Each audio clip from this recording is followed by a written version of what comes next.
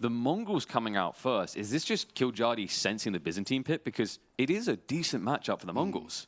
It's a decent matchup, but it's also a really good civ to open up with, the Mongols. Having probably the most amount of matchups here that it's good in. I mean, if you open up with Mongols, it's good on Dry Arabia, into both Byzantines, English, the Malians especially. It can do pretty well against the Japanese and JD too. But the last two here, the Iabit and JD, are usually the ones that are a little bit more tricky. And we have to be very, very careful when we play Mongols into those civilizations. It is a bit worrying that Kiljardi done this from the perspective of something like Japanese is a little bit less counter now, right? Can get a freer game. He does at least dodge the annoyance of an Iabid pick here, right? Because I think that there was a little bit of risk there with that initial pick. Because we've seen DeMu does some weird openings. You remember the Baltoon series the other day, right? Where it ended up being Delhi English as an opener, which was not what we expected at all.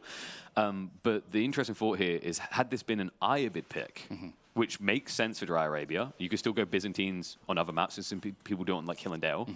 It could be a disaster for Kiljardi, because Iabids destroy Mongol picks. They do, and it requires a sort of sense of where your opponent wants to take the draft. We have the maps that are where we have our civs that are the best. We always talk about how we can counter those civs, and then we look at the civs that we open up with. They often also formulate a path throughout the entire draft. Do you feel like the time to throw the curveball, the risky, is the opening game, or do you prefer to wait until you've got a lead to do something, shall we say, off script with your draft? I think the opening pick has to be the one where you know that you have the highest chance of getting a good matchup. And you have to try to get it onto a map that's sort of neutral in terms of what playstyles and civs are best, like Dry Arabia. It is one of those maps where we can play the most amount of civs. Whereas if we were to open up with a different map, like Frisian Marshes, we see a total change in the draft. Because now we have a very well-defined meta on that map. We can already now think about what civs can be played here. It's not all civs anymore. Now we're talking about only a few. And that is the most important thing, the opening map and the second map. It should set the tempo for this series. I mean, considering we are actually in a tournament that's been mostly 3-0s, it actually might set the full momentum in one way. Hopefully not. I think this is a series that could go 5 games, right? Like, we've got Kiljardi, all-out aggressor. Oh, sorry, macro player. Yeah. Right? He stockpiles enemy skulls. Yes. And on the other side, we've got DeMu that I think he'll admit, out of the two, he's a bit more chill. You know, he wants enough time to take a sip of his brewski, go into the mid-game and feel good about things. But Kiljardi might not allow for that. Remember, folks, this is the first of 3 series to come. We open up with a Dry Arabia showdown. Byzantines in the hands of Team Liquid's DeMu and Kiljardi. Wow, I can't think of a civ that embodies a killer more than the Mongol pick. And we've got a different Brit on the mic. There's not enough brains in my head. So now it's Myriad's turn to talk. I'm going to welcome Myriad to the stage here. Welcome to the first game, Myriad. We're going to be seeing Kiljardi and the Mongols playing Dry Arabia against DeMu's Byzantines. Very unfortunate matchup for Byzantines, don't you think? I couldn't agree more with you here, Voldemar. With Mongols, the amount of pressure they can put on early in the game, not only in Dark Age, but of course following up in Feudal Age, it's difficult for Byzantines to repel that, isn't it? And they want to get that olive oil in straight away as quickly as possible. But even then, it takes a while for them to get enough for that first batch of mercenaries to come in. And if they're forced to gather resources for production buildings before that in order to fend off this kind of early pressure, it can really set off their tempo and put them on the back foot. Absolutely. We see the Mongols, they often want to try to strive for that early tempo advantage. We want to see them pushing the berries early to throw off the mercenary timing, because the mercenary timing is crucial when it comes to pressuring the Mongols. Mongols are a little bit slower in the Feudal Age, very, very fast in the Dark Age, so they have to get that value, otherwise it can become a very, very tedious game for them. Byzantines being super strong once they're set up. The Mongols want to try to prevent that setup or delay it at least. One saving grace here for Liquid DeMu here in this opening game is that his berries did spawn on the backside of his base, so the angle to get that tower up for Kiljardi will be narrower than he would most likely enjoy. Having to go all the way around the double wood line on the side, which adds even extra protection to those berries, will make it quite difficult for that tower to go up in time, as the villager is only now reaching the base, but the Grand Winery is almost finished, Voldemort. Absolutely, and that is the difficult thing here for the Byzantines. They can still, even though the tower is late, be forced into an archer range. They can be forced into making spears if the tower has gone up. And even some players will pull the villagers with the special ability, the Acrotoy coming out of the cisterns, to try to kill that villager or burn down the tower. It's super effective, but you have one time to do it. And so a good Mongol player might bring a second villager to try to force the tower up before the archers come out. And even then, it's difficult, isn't it? Because, sure, the Acrotoy defense is going to make those villagers nigh unkillable initially for those spears, but it's so easy for the Mongol player to just cancel the tower and replace it. Sure, that delays it initially, but the idle time caused by such a maneuver from the Byzantines to cancel it is nothing to be scoffed at, right? This kind of early, relievance of pressure cost them dearly. Definitely. And it's just so important in this matchup to get that tempo going and for the Byzantines to stabilize early. Because once the tempo is going up for the Mongols and maybe there's trade in the back, maybe we have another victory condition set up, or the Byzantines have simply been slowed down too much. The all-in might be coming right around the corner. Take a look at this tower here, going up the wood line. Denying half the wood line and the second gold here, and definitely going up as well, and that's an important step here. It's in the front of the base. It's going to be annoying for DeMu to deal with this tower, and it is not a tower that is super risky for Kiljardi. It does allow for the Byzantines to get the mercenaries out through the olive oil, but he gets a better timing here with the silver tree being able to set up the trade. What do you think about this more, a little bit more passive Mongol tower rush here? I feel like he has to go for it, right? I mean, he saw that the quick age up from DeMu, it most likely came in a bit earlier than Kiljardi had anticipated. So if he actually wants to even get a tower up in the first place, he has to go for a slightly more conservative position, right? And I mean, sure, denying the gold is always nice, but Byzantines initially don't really care about their gold being denied so much. And restricting DeMu's access to this woodline is certainly a good first step for Kiljardi, and if he does decide to pressure further on, which he most certainly should, it will make it so much harder for DeMu to hold. Now the interesting thing is here, Kiljardi has not taken his villager back home yet. He's looking for more towers, putting those towers up here outside of the outside of vision for DeMu. He spots the villager here, the Limitane coming out, going to be trying to deny this tower that Kiljardi wants to get set up on the berries. Not going to go up, unfortunately, for Kiljardi here. The question is, does it really matter? Is it occupying the Byzantines enough? This villager is most likely to go down here, as spears do have more movement speed than the villager, and especially with the charge that comes through from them, most likely this villager will go down. But the spears from Kiljardi's Mongols do meet the Limitane just in time, and the villager might just get away with his life this time. Absolutely. We can see the follow-up here from Kiljardi, the archer range countering the Limitane. And where is the next contract coming out for DeMu? It's going to be the longbows. And that's going to perform really well in a defensive situation against both spears and archers. What do you think Kiljardi's situation here is? Does he have to just pressure and then build up that trade, or are we looking for a more aggressive style, do you think? It really depends, right? I mean, it's very risky to go for a heavy focus on trade here for Kiljardi, I think, because, sure, the Mongol trade is very powerful once it goes online, especially with towers set up along the route, but, the amount of units that Liquid DeMu on the Byzantines can mass here early if he decides to commit, and we already see the stable out already for DeMu, which is, Horsemen, one of the prime units to start to harass this kind of a trade line. So I feel like Kiljardi has to be careful with getting too greedy on the trade first and keep DeMu on his toes if he is to actually be able to hold. Absolutely, and that's also what we talked about before the draft went on, that you have to sort of think about, are you playing narrow, are you playing wide? And DeMu realizes this, that Kiljardi is playing the trade. He's going to be opened, his base is going to be opened up around the back line, and the cavalry is going to be very effective at dealing with those traders and allow DeMu to get the breathing room he needs to set up the farms and get the olive oil going. Absolutely. It's so important to get those olive groves working because although you want to go on the berries as well as with Byzantines, the reality is that extending a cistern towards that external berries in order to get the extra gathering speed is not always so easy. And against, a civilization that loves to play aggressively around the map to defend their trade, such as Mongols, it can be very difficult to secure those resources. So if you can set them up safely under the winery to get the boosted influence as well, to get even more olive oil, that's exactly what you want. But of course, it is expensive.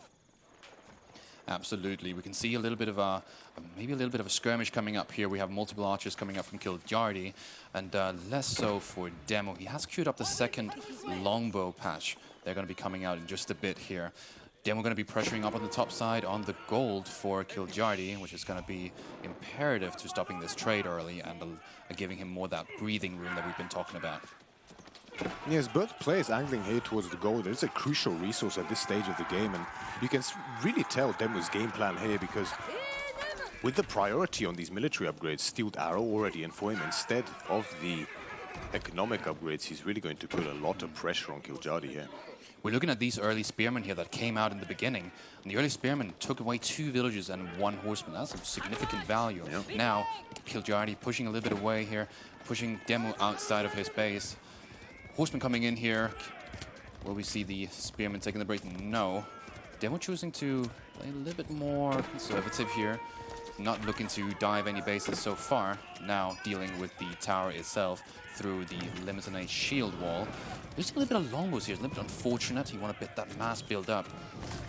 Yes, losing a few longbows to this tower is not exactly what DeMu wants, but already he had lost 2 villages to the spearmen early on, and that's not ideal. On the other side, DeMu is pressuring further with those forward units, but he does have to be careful here. He needs to get rid of this tower, and only then can he look to make a full aggressive play, because focusing on so many sides at once, even at this kind of level, can be very difficult. Definitely. The longbow is a very unique unit because it does pack a punch, but it has a low mobility. And what we can see here is the archers having a little bit higher mobility, actually countering both the longbows and the Limitanate. And now Kiljardi up at 16 archers and no blacksmith upgrades so far. Once he gets those blacksmith upgrades, it will be a heck of a punch for them. Yes, already losing a full batch of longbows DeMu has. That certainly hurts. The entire first batch has been cleared out on this forward position by Kiljardi's archers. Another skirmish happening here. The Mitani moving in. Shield wall has been activated. They do tank a lot of damage here, but Kiljardi understands. He doesn't care about the Limitani. He's going straight for the longbows, which, as Valdemar mentioned, with their low mobility, are struggling now to retreat forward and forward. Kiljardi is pushing with the archers. Another longbow goes down. Only 2 left here. Another batch on the way, but suddenly the 10 longbows that Liquid DeMu had access to are all gone. This is absolutely crucial, making use of the archer mobility here, dodging the Limitanate contact, getting the longbows down without losing too many himself. Now horseman coming in is going to be a little bit difficult for archers to deal with, but I think he might already have gotten his value. No other units coming out from Kiljardi, however. What do you think he will look to take into here with this composition coming out from DeMu? This is a little bit strange here from Kiljardi after getting such a good trade. No further units on the way. Now we see 2 more archers in queue, but you know, the reality is I'm not sure if he can actually afford to go spears here. Kiljardi, it will be difficult against more longbows on the way. He had cleared 2 batches already, so it might be the choice, and he does have more on the queue now. Keshiks is always difficult here because the Limitani are so effective at dealing with them, whilst also being more resilient against archers than normal spears. But it does seem to be regular infantry here from Kiljardi's Mongols, which, although a solid composition, will make it much more difficult to defend the trade against horsemen, as of course the mobility is lacking. We see the towers here, they are upgraded and they are defending the trade route, but the cavalry with their ranged armor are able to not take as much damage as you might think, and the Limitanate with the shield wall will be able to deal with this tower approach here. I think Kiljardi is going to be in a rough position should DeMu decide to keep pressuring here. It's going to be a difficult one. He's losing another trader. Even though the eco numbers are equal, we got to remember that the food outcome income for DeMu is incredibly strong. Yes, we see it just now, looking at the numbers here at the top of the screen. Double now food income for DeMu, and this will be significant. Double army count as well in favor of DeMu. Despite losing 10 of his longbows that he got from the mercenary camp, he's still able to amass, and we can just see the power of Byzantines in this kind of a position. The stone from Kiljardi allowing him to mass, but just the Byzantines so powerful in this kind of a situation. They can just mass and mass constantly with that food income. Now heavy pressure on the tower. It looks like it will go down. 5 villages inside with no escape route. The archers are pressed back by the horsemen, and now the villagers are on the run, desperately seeking to get away from DeMu's army. But the longbows are there to meet them. 1 goes down, the second one looks to be on the way. Alongside the 3 traders, Kiljardi has already lost. This is some damage, but 4 do just seem to get out in time, and that could have been a lot worse for Kiljardi. Definitely could have been a lot worse. Didn't disengage the shield wall, and unfortunately wasn't able to secure more than just 1 village kill here.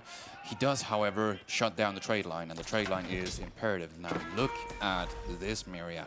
Second TC coming out for Kiljardi. It explains why he was playing that archer heavy, macroing towards a more wood heavy macro, and that leads naturally into an archer defense, and the second TC deals really well with the enemy composition here. I think this is actually genius from Kiljardi in terms of the macro and the strategy being so cohesive. I'm inclined to agree, Voldemar. I mean, this is a very good fake out, right? We can see that DeMu has invested a lot into stopping this trade, right? So if Kiljardi just decides to switch it up, we've seen Mr. pioneer this type of style of fake out trade into TC, or vice versa, right? So this play from Kiljardi is a little bit unexpected, but has a lot of prudence to it, without a doubt, as so many archers are coming out for him more and more. And this type of archer defense for 2TC is something that has become a staple for many, many civilizations. And Kiljardi is going to look to make it work here as well. Absolutely. We're looking at 27 archers for Kiljardi and 16 limits and 5 horsemen. And that is the punching power of DeMu now. Most of his units are countered by the archers. It is going to be difficult with the movement speed, and Kiljardi will be favored in that situation. A couple of spears is enough to take out the horsemen, and see the tower being pressured a little bit here. No villager losses so far. Shield wall is engaged. It's going to be taking extra damage here because they're not going to be able to run away. Longbows do go down, and that is not good for DeMu. DeMu's going to have something in the bag if he wants to deal with this second TC. This is a good spot as well for Kiljardi to be in, right? After having taken out so many longbows for free during the initial skirmishes in the feudal age, now on the chase towards DeMu's base here. Not enough horsemen initially there for DeMu to deal with this kind of a massive archer ball, as we see Steeled Arrow already in for Kiljardi. Iron Undermesh steadily on the way. More and more horsemen being queued up for DeMu, which is exactly what he needs, right? He was not able to maintain his longbow mass that he had built up, and, you know, it is already difficult for longbows in an open field to meet these archers, especially against the Khan-powered archers of the Mongols with that movement speed. The Khan did go down in that earlier fight, but he will soon be back up. Horsemen towards the right side, looking to, again, go for that trade route, but of course, Kiljardi is no longer interested. He's no longer interested, and I think this is just so crucial. Kiljardi has initially been postponing his blacksmith upgrades, but has he really been needing them? That is the question. We're looking at the counter unit to the mass limits knight here. They're doing so much damage because of the bonus damage, so he's been able to postpone the blacksmith and get the second TC faster. Now he has 8 villagers lead, but DeMu going for the Golden Horn Tower. He's going to go Castle Age now. Now, what do you think he's going to be doing for composition here against all these archers? Sneaky age up here from DeMu, certainly. I mean, with so many barracks already being dropped, 20 Limitane already on the field almost. Most likely we're going to see Varangian Guard, I would assume. That has become so stock standard for Byzantines, and for good reason, right? It is incredibly powerful coming up here. Perhaps an upgrade on the horsemen as well is in order, but there are no more queued up at this point. 40 archers for Kiljardi, more on the way here. But when these upgrades come in, with his base pressured here, Kiljardi, it might be difficult to hold this, especially because the 2TC, although it gives him reliable scaling, with so much food spent on these villages as well as army to defend, it will be difficult for him to find an age up as well, so under pressure. Definitely. We're seeing a macro that is not oriented toward the castle age here. Kiljardi coming in here, doing some good damage on the olive groves in the back. DeMu out on the map here, not going to be able to go and defend that. It's actually looking very, very tight for DeMu. He's going to be queuing up some upgrades here. He's coming in with the Limitane, and he's making the Varangian Guard. He's probably going to be prioritizing the ranged armor as well. It's going to be easier for him to deal with going into Kiljardi's base. He has that timing now where he has an upgrade advantage. But as soon as Kiljardi's next age, it's going to be rough, because that's when the eco is going to pay off. Absolutely, with already a significant economic lead here for Kiljardi. 67 workers to DeMu's 41. If he does manage to squeeze in an age up here somewhere and upgrade this massive army of archers, I mean, even with some Varangians on the field, which are, of course, armored units and very powerful ones at that, DeMu does have to be careful not to overextend himself here too much. But, of course, the pressure has to be kept up to retain Kiljardi's position in this feudal age. We don't want to let him age up for free in DeMu's position, without a doubt. Varangians just chasing away some archers here. Pushing them back towards Kiljardi's base, and he will have to focus on defense here because so many Limitane on his side starting to torch down. We've already seen one archery range going down, but good catch by Kiljardi as they chase after the Limitane here, and the archers are of course faster than these Limitane and the longbows, so this army was likely going to get cleaned up. Absolutely here. Going back to the initial thought of not getting the blacksmith upgrades, we have the counter damage, and we can see how effective the feudal age archers are against the castle age Limitane. No way of stopping this. He has so much damage output from this 50 archer mass. I'm curious, he's added in a Keshik here. Is that another fake out? We do not see more added. I'm not actually convinced that he's going castle. Do you think so? I'm not entirely sure either, Voldemar. I mean, the Keshiks would make sense as a sort of, tank against that kind of a Varangian mass, just to help those archers hold their position somewhat, as the Keshiks can hold their position for some time against Limitane, against Varangians, excuse me. Of course, knights and pseudo-knights can be an effective hold against men-at-arms, as we have seen with many civilizations before. But more on the way now for Kiljardi, so it does look to be the play here for now. It's so difficult to find an age up in this position, so I think he's going to commit for a while longer to these Keshiks and archers until he can actually find the breathing room to go up safely. Absolutely. We've got to watch out because the tech advantage for DeMu is going to be really, really important coming up in these next few fights. The Keshiks will not have enough ranged armor to deal with a fully upgraded longbow. Longbows, of course, having one more attack than normal archers, that punch that we talked about before. If we end up in a situation where it's going to be a straight fight and no more skirmishes, the archer mobility will matter less and the tech advantage will matter more here. We see a little bit of a skirmish, a little bit of a fight here. It doesn't look too convincing for neither player here. Chasing after the villagers with the Varangian guard, longbows taking shots at the archers. Still at 50 archers for Kiljardi. Super strong position. Keshiks coming in here. Keshiks are actually not going to be the worst units for dealing with Varangian, but I do feel like he does not have the numbers.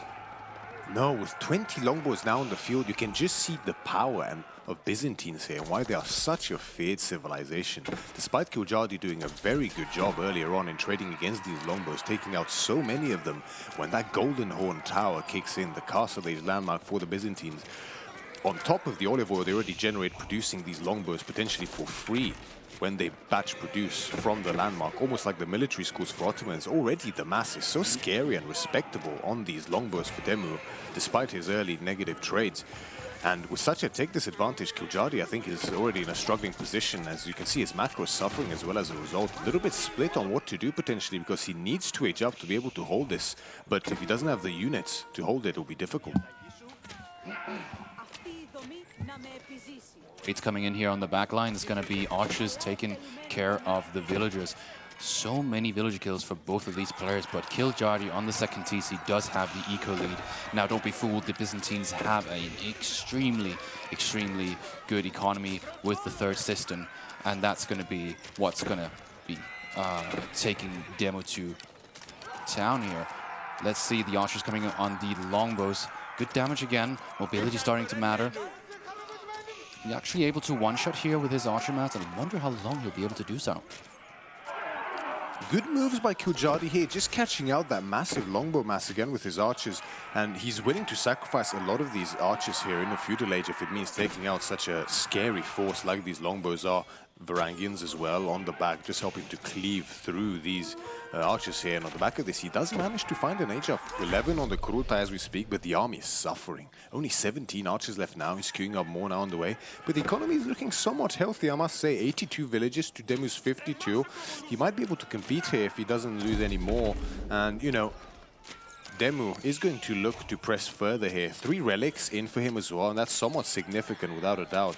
I don't doubt the economy of Kiljardi is here just a little bit, but Kiljardi looks to stabilize. He's definitely stabilizing. He's coming through with the Kurultai now. If he prepares some crossbows, he'll be able to deal with the Varangian guard, and if the longbow mass gets too high, he will be able, with the stone upgraded siege engineering tech, to be producing mangonels, springles. He could potentially take this into a very siege-heavy fight. What do you think about the composition here? Look at those villagers being carried out by the longbows and the Varangian guard, looking to drop what looks like a keep very far forward. Aggressive keep here by Liquid DeMu. He's going to look to claim these berries for himself and set up a forward camp here just to pin Kiljardi in his base. This is a very risky maneuver here by DeMu, but it does seem like this keep is going to go up. It's very well recognized by him, to be honest. I mean, he knows that Kiljardi needs to age up and that his army is going to suffer as a result of it in terms of mass. So if he gets this keep up here for free, begins to get out the siege ball that we mentioned earlier, I feel like Kiljardi would struggle. Now let's ask the question, what does this keep actually do? We're looking at a very heavy ranged mass here, and that is a very annoying keep because it provides that safety to play these slower units to go into siege. But the problem with the Mongols is they can back up their buildings. So what are you going to do? Are you going to take down the buildings? Probably not. No, I think trebuchets is not something that we're going to see DeMu prioritize here, but, you know, with such a powerful infantry composition coming in from him, just like you mentioned, Voldemar, having this safe perimeter outside of Kiljardi's base that is set up around this keep will be a very good reinforcement point for Liquid DeMu in this game here, and we see him pressing forward, not wasting any time here, starting to just torch down the pastures that Kiljardi has built up. Finally, I think only now did he potentially spot this second TC. Kurutai is put up in the position there, and he's forced back just a little bit. Keshik raid on the back inside Demu's base, just being a little bit annoying, making the game a bit messier, which, having spoken to Kiljardi before this game, is something that he definitely wanted to prioritize and get even better at in order to throw Demu off his game, and we see him just very well making this happen in this game. It's a difficult position. It's not the best for DeMu. He's taking a lot of damage at home. And we can see the Keshiks are coming in onto the olive groves here. The olive groves being very, very opened up here because the base layout, DeMu not being fully walled, could be a scary thing against someone like Kiljardi, who is so fierce when it comes to the raids, whilst Kiljardi can start to prepare to take down the keep in the front and potentially take a very powerful position. Starting to see a little bit of a comm switch here from Kiljardi. He recognizes the absolute disaster that those Bergens can wreak onto his army. With no real answer to armored units besides his Keshiks, he does now make a switch towards crossbows as well, which, combined with the damage bonus from the Kurutai as well as the healing, can actually be a force that is able to withstand this very menacing Byzantine army, at least somewhat. It's a diverse army for sure from DeMu, coming with longbows, 41 longbows, 18 Limitinate, 17 Varangian, and crossbows on top of it. Now, we're going to see a little bit of a push out here from Kiljardi. He's playing a Keshik ranged mass on top of that. That will naturally lead into siege, wouldn't it? It would definitely, and you know, we know with the Mongols, if they go for that improved siege engineering technology from the Uvu combined with the blacksmith, they can even build siege on the field here without needing the expensive building that is the siege workshop. And we see it here from Kiljardi, double traction trebuchet on the way, as well as a mangonel queued up.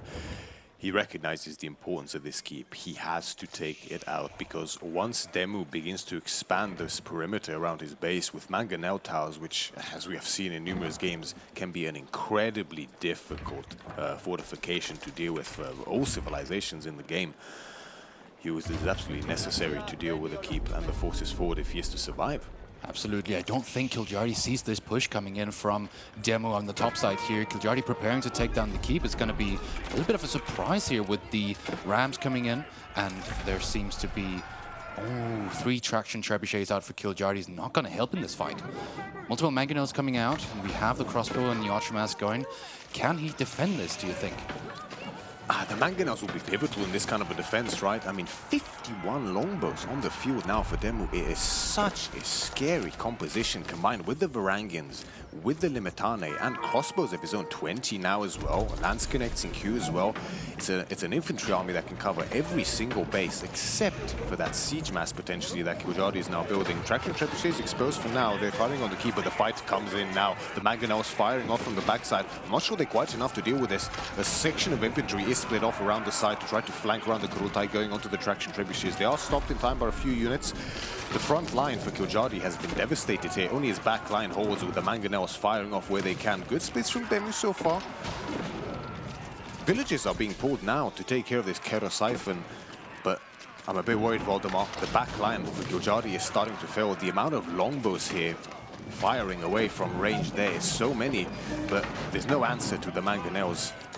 DeMu can't stay here forever, right? With his own front line now starting to be taken out, he is forced back to the safety of the keep. Absolutely, forced back here. It's going to be a very tough fight, and both of them running primarily ranged, and it doesn't give them that punching power to go and push the siege. And that does give Kiljardi the lead here with the double mangonel. Mangonels are super powerful against the ranged units, a lot of extra damage. DeMu needs more siege, he needs more springles, or he needs to take into full melee. I think it's a very difficult spot here for Kiljardi. The reality is that, sure, he has this eco lead that he has built up with that second town center. And, you know, being almost 40 villages ahead here is very significant, without a doubt. But the scaling of Mongols compared to the Byzantines is just not quite there, for sure. Another skirmish here happening towards the north side. DeMu just trying to deny some of this gold that Kiljardi has. Triple outpost set up here to help on the defensive. Absolutely necessary in order to be able to hold. With the help of the Kurutai, he's able to fend off DeMu's mass once more, but now Springald's in queue for DeMu, which he knows he needs to actually finally break him. Definitely. He needs the Springals to take out the Mangonels first and foremost. Secondly, it's going to be the Traction Trebuchets. Traction Trebuchets are working hard on taking down this keep, and it looks like it will go down. Kiljardi pushing out. Now, the army numbers are very favored for DeMu, but the army composition is favored for Kiljardi. Coming in here, big fight. Workshop in the front is going to be allowing quick Springals to the front line.